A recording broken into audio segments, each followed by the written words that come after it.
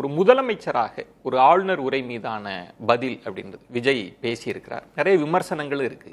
அந்த உரையை எப்படி மதிப்பிடுறீங்க? இல்லை, அவர் ஒரு நல்ல ஆற்றுகை, ஒரு நல்ல பெர்ஃபார்மன்ஸை நிகழ்த்தி இருக்கிறார். அவருடைய ஆதரவாளர்கள், அவரை விரும்புகிற தாய்மார்கள், இளைஞர்கள், அவர்களுக்கு இன்று அவருடைய அந்த ஆற்றுகை, அந்த செயல்திறன் ஒரு பெரிய விருந்தாக அமைந்தது. ஆனால் போக போக இன்னும் அவருடைய பேச்சில் ஒரு முதிர்வு வரும், முதிர்ச்சியை எட்டுவார் என்று நாம் நம்பலாம்.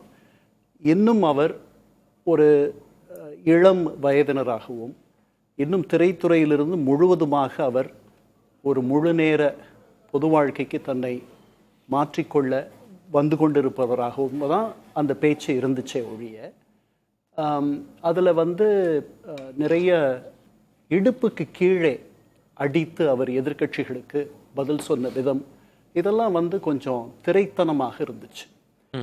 மற்றபடி அவர் ஆழமாக தன் மீது வைக்கப்படும் விமர்சனங்களை கவனிக்கிறார் என்பது தெரிகிறது. நான் பேசலைன்றீங்க, 5 நிமிஷம் பேசினதுக்கே இவ்வளவு ரகளை ஆயிடுச்சு என்று அவர் சொன்னதாகட்டும், அப்புறம் உங்கள் தயவில் நாங்கள் ஆட்சி பண்ணலை, மக்களோட தயவில் தான் ஆட்சி பண்ணுறோம் அப்படின்னு சொன்னதாகட்டும், மக்களோடு தன்னை பிணைத்து கொள்வதற்கு அவர் எடுத்துக்கொள்ளும் முயற்சிகள் மீண்டும் மீண்டும் மீண்டும் அதை அவர் செய்வதை நாம் பார்க்க முடிகிறது. இவ்வளவு புதியவர்களாக இருந்தாலும் கூட தனக்கு பின்னணி இல்லாமல் இந்த முன்னணி கிடைத்து விடவில்லை என்பதை அவர் தொடக்கத்திலேயே அவருடைய பேச்சில் பதிவு செய்கிறார். எனக்கும் உங்களை மாதிரி இல்லைனாலும் கூட நானும் திட்டமிட்டுன்னு அவர் சொல்லலை, ஆனால் அதில் ஒரு திட்டமிடல் இருக்கிற மாதிரி தெரியுது.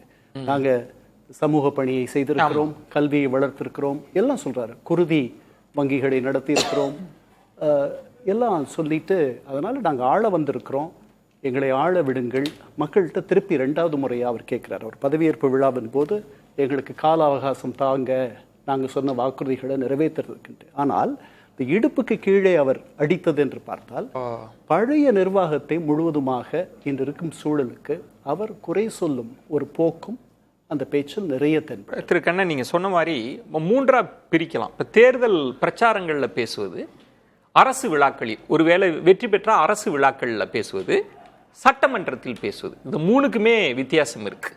ஆனால் சட்டமன்றத்தில் ஒரு முதல்வர் ஆளுநர் உரை மீது அவர் பதில் சொல்றாரு அப்படின்னா நிறைய தரவுகள் இருக்கும். ஏன்னா நீங்க ஒரு கவர்மெண்ட் வாய்ஸ்ல பேசுறீங்க, ஆனால் ஒரு தேர்தல் தொனி தான் இருக்கு, ஒரு சினிமா பாணி தான் இருக்கு அப்படின்னு விமர்சிக்கிறதை எப்படி எடுத்துக்கிறீங்க? அதுக்குள்ள தரவுகள் இல்லை, புள்ளி விவரம் இல்லை, ஒரு தேர்தல் பிரச்சார மேடையில் பேசுகிற தொனியே இருக்குன்றதை எப்படி எடுத்துக்கிறீங்க? இல்லை, அவர் இன்னைக்கு வைத்த தகவல்களில் பெரிய புள்ளி விவர தகவல்கள் உங்களுக்கு தேவைப்படலை. இது அவர் ஆளுநர் உரைக்கு பின்பு பதிலளித்து பேசுகின்ற அவருடைய முதல் உரை.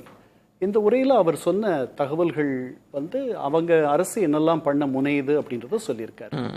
பொதுவாக இந்த தமிழகம் ஏன் இப்படி இருக்கு, இப்படி தள்ளாடுது, அதற்கு பழைய ஆட்சியாளர்களை அவர் மறைமுகமாக அடிக்கடி குற்றம் சாட்டுவதை பார்த்தோம்.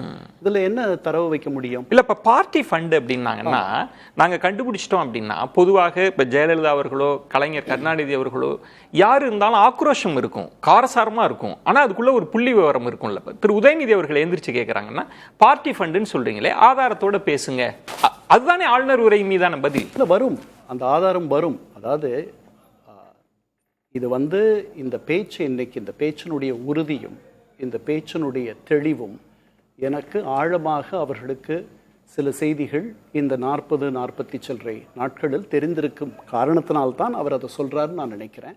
அதற்கான ஆதாரங்களை எதிர்க்கட்சி தலைவர் கேட்டிருக்கிறார், மக்களும் கேட்பார்கள், அதான் இந்த அரசு தரும்னு நான் நம்புறேன். அதுல 2017 ஒரு குறியீடா வைக்கிறது, அது என்ன 2017க்கு பிறகு நடந்த முறைகேடுகள்னு சொல்றாருல்ல, அது என்ன செய்தியை சொல்லுது? ஏன் 2017ன்ற ஒரு மார்க்கை எடுக்கிறாங்க?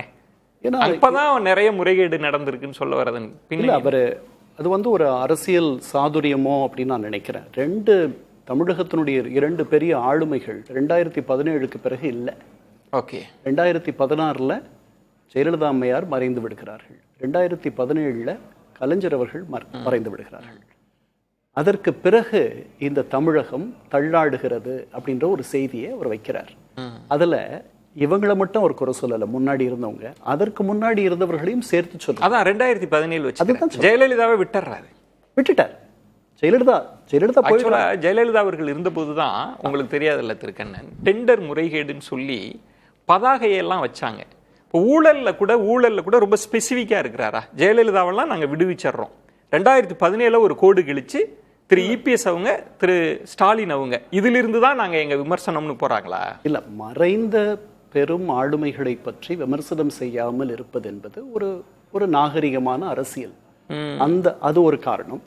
இன்னொரு காரணம், அவர் தாக்குறதுனால அவருக்கு எந்த விதமான அரசியல் ஆதாயமும் கிடைக்க போவதில்லை. அதான் செய்தி. சட்டமன்றத்தில் அவருடைய அரசியல் போட்டியாளர்களாக, எதிரிகளாக 2 பேர் இருக்கிறார்கள். 2 பேரும் அவையில தான் இருக்காங்க. ஒருத்தர் எழுந்து போயிட்டார். அவங்களுடைய ஆட்சி வந்த பிறகு தமிழகம் நிலை தடுமாறி போயிருக்கிறது என்ற ஒரு கருத்தை அவர் மக்கள் மத்தியில் மீண்டும் மீண்டும் பதிய வைக்கிறார். அதுதான் இன்னைக்கு அந்த பதிலுரைக்குள்ள அப்படித்தான் நினைக்கிறேன். அவர் புரட்சி தலைவர் எம்ஜிஆர்னு சொல்றாரு, பேரறிஞர் அண்ணான்னு சொல்றாரு, பழைய மறைந்த முன்னாள் ஆளுமைகள் எல்லாரையும் அவர் தனக்கு ஆதரவா மாத்திக்கிட்டு இருக்காரு. அப்படி இருக்கும் பொழுது இந்த 2 பெரிய ஆளுமைகளை எதற்கு குறை சொல்லணும்? அவர் முதல்ல கூட அந்த சட்டமன்றத்தில் இன்னைக்கு பேசும்போது கூட சாரின்னு சொல்லிட்டு கலைஞர் சொன்னார். அதனால அவர் மனசுல அவங்க மேலெல்லாம் அவர்கள் முடிந்து போனவர். இப்ப இப்படி புரிஞ்சுக்கலாமா? கடந்த ஆட்சியாளர்கள் தவறு பண்ணியிருக்காங்கன்னு ஃபிக்ஸ் பண்றாரு. ஆமா, மக்களை, அவங்க ரசிகர்களை மகிழ்விக்கின்ற ஒரு தனமும் அந்த அவரோட பேச்சின் துணி இருக்கு, அப்படி புரிஞ்சுக்கலாம். இந்த இருக்கு, அது ஒரு பக்கம் இருக்கு. அவர் எப்படி இருந்தாலும் ஒரு பெரிய ஒரு சூப்பர் ஸ்டார், அதனுடைய அந்த எச்சம் கொஞ்சம் அவர்கிட்ட இருக்கும். அவர் அந்த மாண்புன்னு சொல்றாங்கல்ல, சட்டமன்றத்திற்கென்று ஒரு மாண்பு, அது வந்துரும் நினைக்கிறேன். இனி வரலாம், வந்துரும்.